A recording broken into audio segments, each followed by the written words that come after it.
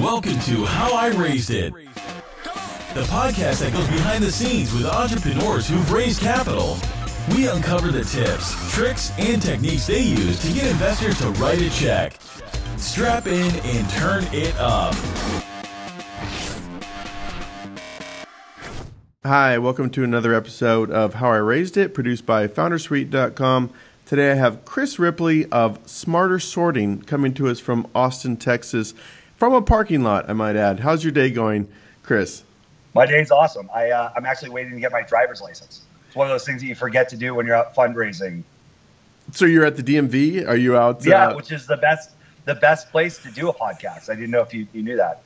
It's one of the top 10 places to do podcasts is from the DMV parking lot. I like it. I can see kind of like the comedians in cars or some of the carpool karaoke you could have. There's nothing funny about the DMV in Austin, so we got to take that right off the table. I went to school there. I got a speeding ticket or something. I had to go into the DMV. I've been in there. I know that place. So, although I have to say, San Francisco DMV has to be the worst. The line will stretch around like 3 blocks in the morning. It's insane. It's insane. So, hey, good luck. You're choosing to live in San Francisco. I don't know what's wrong with you. Yeah, well, life's not too bad here actually. Despite all these sensationalist headlines that journalists love, it's actually pretty awesome. So, I like Austin too, though. I went to school there. Love it. So let's just get into this. So, you're a bit of an outlier from my podcast so far. What is Smarter Sorting? Tell us, and how'd you come up with this idea? Well, we're obviously artificial intelligence for waste sorting to meet compliance needs of retailers across the world, which, of course, I'm surprised you didn't know that about Smarter Sorting. But Smarter Sorting is a really weird thing because I'm kind of a weirdo. I'm a multiple-time technical founder, yet I've also owned a manufacturing business where he manufactured paint and adhesives. So it's kind of like when you talk to someone who is a nerd, but then likes to blacksmith on the weekends and doesn't use any technology. Because my manufacturing businesses use no technology. This maximum number of rows on a spreadsheet is like, I'd say 25 rows, and we get to Z on the columns. And that's about the biggest piece of data that we've had in our coatings manufacturing business. And that's really about physical products, and it's about chemistry. And the entire time that I've had a manufacturing business, I've also been founding various data models. And sometimes we monetize that data through e-commerce, and sometimes it's data for the sake of data that we're selling as intelligence. A bunch of different things that I've been involved in. This is number 15 for me as a startup. I've raised, this will be my 4th business that I've raised outside capital for. So cool. It's interesting because when I started this business, I thought that we were going to solve a municipal problem, and that the municipal problem might have an exit in the $50 million range, which, talking to you and sitting near Silicon Valley, a $50 million exit, there's no fund that's interested in that. But we found a fund in Silicon Valley that was interested in that because they thought that potentially there's something else there. And I think that was pretty cool because we really weren't sure. And so we raised our first $250,000 on a napkin. It was barely a deck. It had only been in the world for about 3 days. Wait, before you get too far ahead, let me interrupt you for a second. So let's go into just another 30 seconds on what the actual company does. I'm not sure that's going to be obvious to everyone. It's basically a system to sort hazardous waste. Yeah, I mean, the problem is it's not even obvious to people that are in the market what it does. And so I think rather than try to, all right, I'll be really blunt. What it does is it parses non-regular data that describes the physical properties of chemicals. This is called a safety data sheet. And then it takes that non-regular data and makes it regular, canonicalizes it. And then we use machine learning to look at that data against the regulations that change. Like South San Francisco has different regulations, and San Francisco has different regulations than Austin. And so that regulatory shift and the fact that they're always changing means that you have to have a system that's going to dynamically reclassify items based on, I mean, California came out 3 days ago and said that coffee is now going to be a regulated waste. Yeah, I heard that. That happened. So you have to be, so having it's not sufficient given how fast marketers come up with new products to have a static database of this is how this product is regulated. This is the safety steps that you need to take with this product. And so what we're really a bunch of math nerds that canonicalize and parse data and then compare it to other data. And we have a really cool hardware device. It's pretty simple, really, but it is hardware. And so we're all of these non-sexy things. We work with the government. We have a hardware component. Yeah, we have a SaaS component, but our SaaS component is kind of mucked up with what I just went over. Mm-hmm. Okay. And if we really want to talk about it, what we are is we are the businesses out there. I mean, Silicon Valley is awesome if you want to go found Tinder for cats. You're going to get as many investors in the world as you need out there for Tinder for cats, the next hot thing. But there's just so much left to do. I mean, our business doesn't even have computers in it. So our real value add is we bring this thing called a computer to business that they weren't using it previously. When you go back in the back of a Home Depot, they're literally using pen and paper to do all of this calculation currently. And it's pretty amazing. So there's just a lot of opportunity out there. We think about everybody wants to design the self-flying car that, you know, has solar panels and fixes carbon atoms and lowers greenhouse gases. And that's awesome. And I think people should be working on that. What we really are is that thing that no one's heard of that doesn't make sense to anybody, but super necessary. Gotcha. I love when people kind of discover or come up with these interesting, sometimes unsexy niches that are, you know, pretty powerful. So let's talk about fundraising. So how long have you guys been around? And I see on the list we have Austin Tech Incubator, Texas Venture Labs, and you also started to mention that you raised that $250K on a napkin. So tell us about those early days of funding this company. Our the first pitch was, I think, second Monday in December in 2015, and then we got a yes 5 days later. We finished out that round on a note. We had a cap of 3.75 on a convertible note that was for a total of 315 grand. And it was one real investor and then friends and family, you know, mom and uncles and aunts. Okay.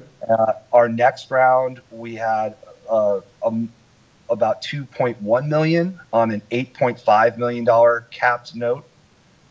And we had a bunch of micro VCs that came in on that. You know, these are the VCs that have funds between $3 and $10 million that write check sizes between 100,000 and 300,000. And then we also had a larger group of friends and family who were a little bit more serious. And then our most recent round was at a $14.5 million pre, and that was led by RTP, which is the most successful venture fund that no one's ever heard of. They're pretty awesome. We were really surprised to find, you know, you're really happy to find money, but yeah, even better when you find really, really smart money. Where's RTP based? Are they in Austin? RTP, and they're in New York. In New York, okay. Yeah. And how much was this most recent round? So really interesting. It's a rolling close, so that's unusual for a seed round at our stage. So we deposited 2.9 of 5.5. Okay. Yep.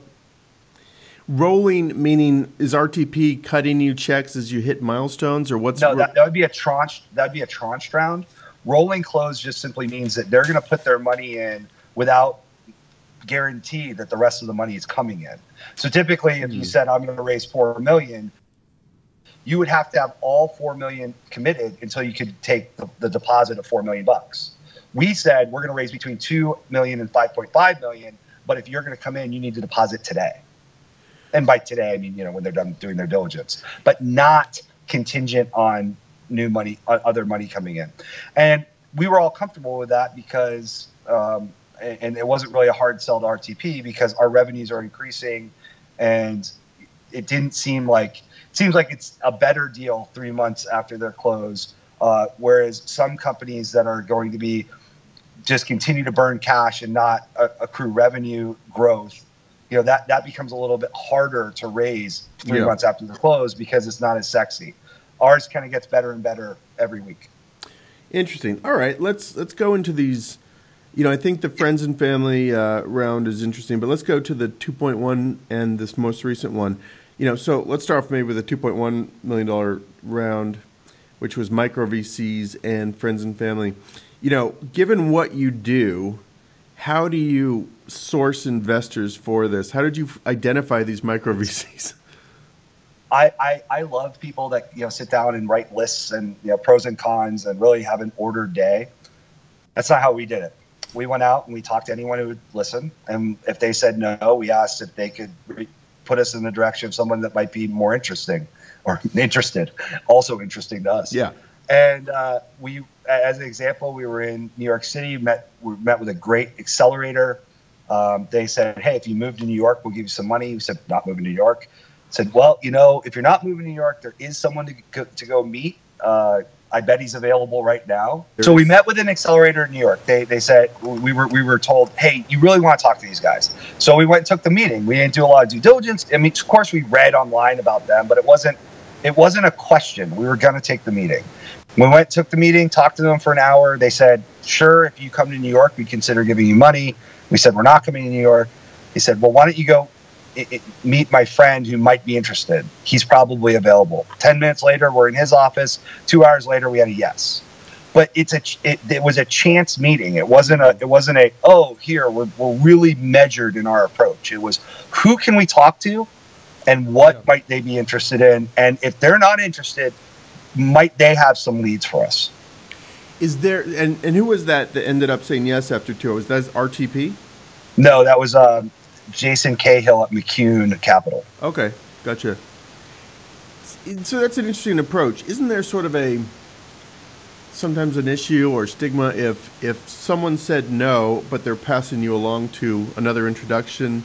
I don't know. That there's always I mean, I guess I certainly understand the logic in what you're saying, and I it's hard to deny. However, it worked for us. Yeah. And so and I think that your advice is good advice, that you should kind of be careful there. However, almost all of let's think about that. All of our funding has come from someone that said no, besides our friends and family. Interesting. This is why I love this show, actually, because you get such a diversity of how people actually raise money. I just did one, just released it half hour ago, company up in Canada, in Toronto, and they did a very slow burn fundraise, whereas I've talked to some other guys who had this frenetic, super disciplined process they ran. It's like everyone has their own style and you get it done. So it's interesting. I think the problem is that when you have a startup chef or someone that says this is the system, ultimately the only way that I can be judged is, did I raise the money? Yeah. And are we fulfilling our goals? And so this idea of being principled, I think it's good. I think it's good to have principles. I think it's good to have some discipline. But the idea, if we were talking about B round and C round or mezzanine funding, where someone can apply an equation to what you're doing, then I think the opportunity to be measured is greater. But in seed and Series A and angel rounds, it's all from the gut. Yeah. I mean, when someone says your valuation is too high, there's no actual way to make the valuation too high or too low. It's all just sort of from this, I feel from pattern recognition that you are good or you are bad. Sure. And so given that it's such an emotional piece, you just got to get in front of people and try to figure out where that, we talk about product market fit. It's also pitch investor fit. Yeah, for sure. All right. So talk about that a little bit. Like what, when you met RTP, and I'm not very familiar with them, how did you know they were the right ones? I mean, it's great that they... I didn't. Okay. I didn't. It was just another throw it against the wall. We met them through an angel that invested in us and actually ended up getting a job at RTP. By a job, he brought on as a partner. And we were brought in there as his first pitch to RTP. Really? So I mean, that doesn't seem like a great place to be. This is literally the first time we're going to talk. He's going to talk in the RTP shoes that he's wearing now. And so you just gotta take the meetings, and you've got to understand what's resonating with the people that you're talking to. And so we're so interested in certain aspects of our business that we really wanted to pound on the table and explain to people in the beginning. And we gave up on that because, in fact, the fact that I'm super interested in it doesn't mean that you're going to be super interested in it. Mm-hmm. And that really kind of hurt my feelings in the beginning because I wanted everybody to get what I was getting out of it. Yeah. And that's why that repetition of meetings, and you start to recognize that, we really don't need to explain the entire household hazardous waste law to someone. We started out all our pitches in the first year with that. Uh-huh. I haven't even explained it in the last year. So let's touch on that. So you started, how did your pitch evolve? Because I was going to ask, what were you pitching? And it sounds like it evolved over the course of your fundraising from probably a pretty logical, here's how the law works, here's how we fit in. What did you end up kind of pitching by the time you raised? Do you know what I'm saying? What's our technology do? What's it actually do? What are our unit revenues? Why do we think we can get those unit revenues? What is the value to the customer? Yep. And what will we do next? Mm-hmm. Yeah. That's what we pitch now. Now, I'm not saying that that's I'm not the startup chef that's telling anyone watching this that that's the way you should pitch. I'm saying that that is within our story that communicated best. And it's not just our story, it's also how I present, it's how my co-founder presents, and that's what ended up being most communicative. Yeah, no, that's good. I think that's great. And again, the diversity, I've been asking this question, what were you pitching? And the diversity is all over the board, which is, I think, is cool to understand. How many investors did you talk to at those early rounds? What was your total funnel looking like? I love it reading articles. It's I got 147 no's. I don't know. I don't even know what I'd count as an investor meeting versus, just a quick chat versus, I'm certain it's in the 3 digits. Mm-hmm. And I made the comment that just today we spoke to 5 investors. One of those came through a text message from one of our current investors.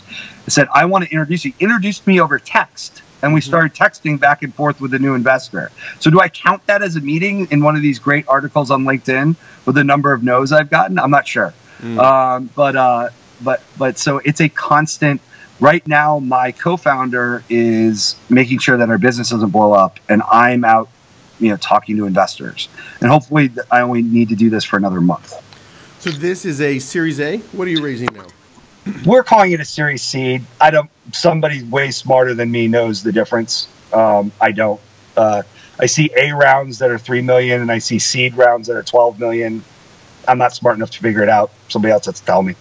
Yeah. So we're calling it a seed, and we're raising, and this round's going to be between 4 and 5.5. Gotcha. And is your process changing at all as you're raising this new round? It sounds like you're leveraging your existing investors. Maybe talk about absolutely. Once you're closing a round, everything changes. In terms of you have a VC that's led, the term sheet's done, that whole conversation, and that can be most of the conversation sometimes. That's no longer part of the conversation. So what do you mean? It really comes down to a lead investor already, or you're working on? Yeah, RTP is our lead. Okay. Oh, for the rolling close. Yes, I'm sorry. Yes, I got you. Forgot about the rolling part. So now you're basically trying to round up that additional amount to fill out that round. And it does change though, because what they're interested in now is much different than what the investor is interested in today is much different than the investor who is going to be the lead investor. The lead investor is trying to set price. Price has been set. Now they're testing against that price. And frankly, the difference between 14.5 pre and 10.5 pre, I mean, these guys are looking for a 10x, 100x return. That's not the big difference for them. And since they can't negotiate it, Yeah. that goes away. Now they get deeper into some of their questions. So we're getting farther into the weeds in the last month than we had ever been before, which is actually kind of good because those are the types of questions that being frosty on is very helpful. Yeah. Interesting. And how are you identifying some of these potential followers? Is it, again, through the lead investor? Are they making a lot of intros for you, or are you just doing the lead investors making a ton of intros, and then we're going through our advisor network and our current investors, and they're keeping it coming. I mean, we're getting 3 or 4. We're going to stop meeting new people next Friday and just work with the folks that are on the pond. Mm-hmm. And we've got about 20 different funds in different stages of on the knowledge continuum here. Gotcha. Some of them are just finishing up and likely going to make an offer soon, and some of them, I just talked to an hour ago. That makes sense. For the first time. Getting 3 or 4 intros a day, you have about 20 in play. I love these kind of metrics, and you're right. There's no right size. There's no operating plan, but just giving people context of what it really actually takes is pretty interesting. Well, there's some sort of maximum, right? Like I'm the only person that's doing it. And I need a certain amount of time to sleep and eat and go to the DMV, right. Which I'm screwing up right now. So it's just like that's the amount that I can handle without dropping. Yeah. And I've tried it the other way. I tried to do 7 a day, and it just, there's not enough time to get back to all of them with the type of care and attention. And so what did you do? You probably screwed up all 7. Right. Yeah. Things slip through the cracks in follow up, and then you don't look good. You don't look professional. That makes sense. Did you give some of your duties to your co-founder so you could focus on fundraising? Absolutely. Yeah. I am now the fundraising guy, and he is everything else. And by the way, he's helping a ton in fundraising. I don't really mean that we've really, separated that much, but I spent, when fundraising is done, I'll spend 100% of my time working on tech and sales. Yeah. And now I'm spending 20% of my time doing that. So the company's still moving forward, and it's on his back. So what, you're in, I like this. This is a fun interview because you're in the process of closing out a round. What are you finding is being effective in herding these cats towards a close? Or, Yeah. A couple things that I figured out. Uh-huh. One is use DocSend. Uh-huh. That's been really important because then you can tell if people are really serious. There are people that ask you to send a bunch of stuff. You don't really know if they're looking at it. Now that I started using DocSend, I find that a lot of the stuff that VCs ask for, they don't even open. Mm-hmm. So that's been helpful to show me where to put my time. So if I've got a VC that's looking at all the documents and spending time reading them, then I'm going to follow up with them. Mm-hmm. Versus a guy that I sent documents to, won't call him out here, but I sent documents to last week. He hasn't opened them yet. Yeah. But he's got a meeting tomorrow. So what should I really put there? Yeah. So that's one really great tactic that I learned just recently. That's a good one. The other thing is that ask them about their fund before you start talking. Mm. So I used to always just tell them about us. And so. What kind of things are you asking them? Well, what I do is I give them a super brief rundown that gives them no information about me. So, hey, our pre-money is 14.5. We have between 1.1 and 2.6 left to raise, and we're going to be closing in the next 30 days. Is any of that prohibitive to working together? Mm. And they'll say, oh, no, not at all. Great. Can you tell me a little bit about your fund?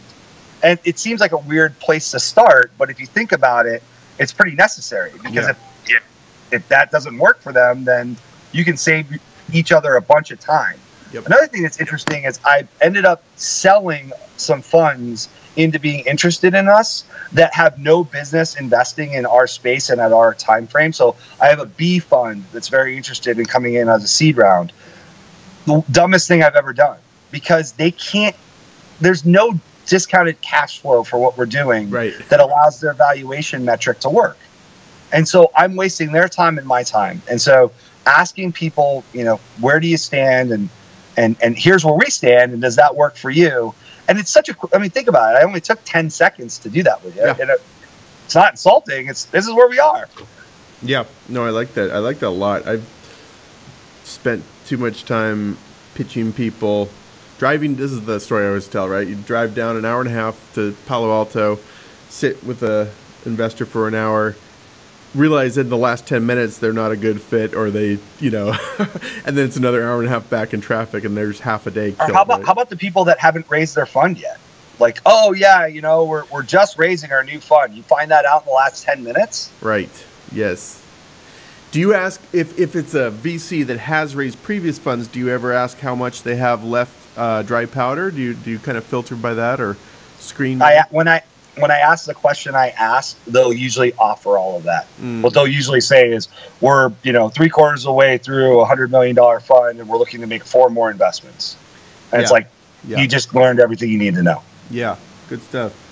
Good. Any other tips for kind of closing and herding the cats, getting people to get off the fence? Urgency doesn't work as well as you think it does. Uh-huh. So you want to say, you don't want to sound desperate. You want to really sound like there's a timeline out there. Everybody's kind of on their own timeline. If you can get them to tell you what timeline they work under and then hold them to the timeline that they said, I think that that's your best option. You trying to create artificial urgency or even using real urgency, I haven't found that to be useful. I'd like it to be useful, but I haven't found it to be useful. But you just told me that when you start off the conversation, you'll say, we're looking to close this in 30 days or something. I mean, is that right? And good point. And let me explain the difference. So I used to say, like, well, hey, we're really looking to close this really quick because we've got lots of people that are interested. All true. Mm-hmm. But that type of thing, I've even had people say, you know what, then we're probably not a good fit because this is going to take us 30 days. I'm like, shit, no, that's exactly what I need. Oh no, I want you to be in. So 30 days is a fine, and first of all, 30 days is true. And secondly, it's a fine number. So if somebody has a reasonable process and they can't close in 30 days, then then you might want to ask why. And if the answer is, oh, well, we're waiting to close our fund, I've heard that. Yeah. Or, we just have we have a system where we really like to know a company for 6 months. All right, I respect that. I don't think there's anything wrong with that person. It's just not going to be a fit for us. Yeah, no, that's good. All right, what's I don't know. What are you finding the hardest part of this whole fundraising thing? What do you hate the most? Just trying to guess whether or not this person is going to be in or not. Uh-huh. It's such a waste. It's such a waste of effort. Such a waste of you could spend that time sleeping that you were sitting there fretting about that, because this really doesn't do you any good. You got to put on your best. Do your best. Give them the best presentation possible. Follow up diligently. If they say no, ask for feedback. Incorporate that feedback in the next pitch, and then do it again. Yeah. Rinse and repeat.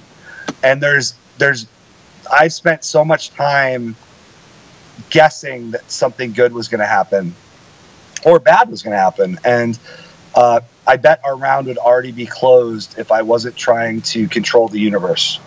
Yeah, that's a good point. This is great. Lots of good stuff. Last question, just for any folks in Austin. Has Austin Tech Incubator and Texas Venture Labs, I remember those from my days going to grad school back then. They were around back then. Have they been useful? Would you recommend them to other founders? Everyone needs to go see ATI and TVL. They're awesome. And TVL is Texas Venture Labs is especially helpful because they help their students with the capstone projects. So you can get a lot of really great work done on your venture for free, basically. And then ATI has been great in introductions and really helping weave us into the fabric of Austin. And you're like, well, no, I'm from Austin. I'm in the fabric. Yeah, no, there's a big ecosystem out there, and even there's a difference between knowing about it and being a part of it. Yeah, interesting. Awesome. Good stuff. Any last words of advice, thoughts, anything you want to share? Maybe you would tell your younger self going through this process all again, or have we covered it all? Well, something I will share to folks that I see, we work out of a co-working space, Galvanize. Okay. Galvanize is unbelievable. It's awesome. And what's different about Galvanize than your normal co-working space is you can actually work here. There's not somebody on a bullhorn tell you what flavor guacamole they're making this afternoon.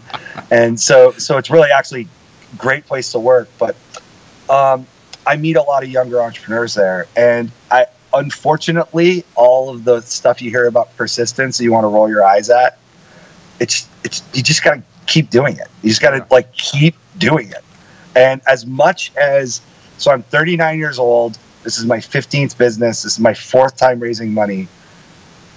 I would have thought that this would be just that much easier. And it's less stressful for me. But I bet you it's taken the same amount of calories as it did the first time. Yeah. Doesn't get easier necessarily, or it just gets harder in different ways. But the bottom line is that whole persistence thing just is, it's true. And I wish it wasn't. I wish that I rolled my eyes so much at that as a younger person, and now I'm just like, no, that's just the rule. Yeah, no, I agree. I love startups. I call it cockroach DNA, where you just don't give up, don't die, just keep fighting, and Yeah, that's what we should tell all the viewers. Don't die. Awesome, Chris. This is great. Let's see. Last thing. Do you have any call to action for viewers? Anything you want them to check out your website, or any open job hirings you want to, or I guess if any investors are watching, get in touch with you. Any call to action? Everybody read 0 to 1. 0 to 1. Okay. Peter Thiel's book. Oh yeah. I just finished it. It's awesome. Good. Cool. You don't have to agree with his politics. I've given it away to some people, and they said, I'm not going to read something about his politics. I don't even know what his politics are. It's a great book. Yeah, I don't know what his politics are either. He was a staunch libertarian, and then he kind of... I actually hung out with Trump couldn't care less what his politics were. I was interested in how it might help my startup. Yeah. He's a smart guy. I'm a fan. He's pretty cool. And we just lost him. He just moved to L.A., apparently. That's he's no longer up here as much. Awesome, Chris. Well, I wish you the best. Good luck closing out this round, and I'll catch you after your next one. Sound good? Thanks very much. Have a great day. Thank you, sir. Bye-bye. Bye.